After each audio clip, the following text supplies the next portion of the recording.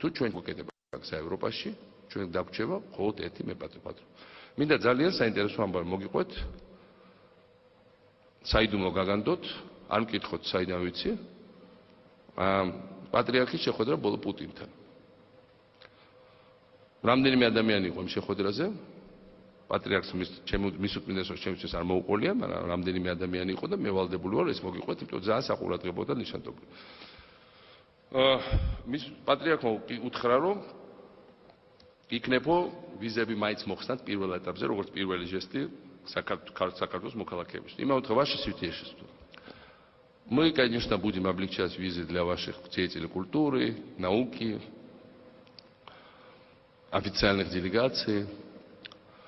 Но пока террористы проникают с паспортами, выданными грузинским МВД на нашу территорию, пока у вас нет структур безопасности, на которым мы можем сотрудничать и которым мы можем доверять, мы не сможем этого сделать. ეს არის ზუსტად იმ სიმღერის გადამღერება, რასაც მე მევულო და პუტინო ვალერი ხაბურჯანი დატოვე, იმიტომ რომ ეს არის ჩვენი კაცი. ეხლა ხაბურჯანი დაბრუნდა საქართველოში. ეხლა მთავრობამ პრემიერ-მინისტრს შეაქვს კანონი მოამზადეს უკვე უშიშროების სამსახურის ცალკე გატანის შესახებ.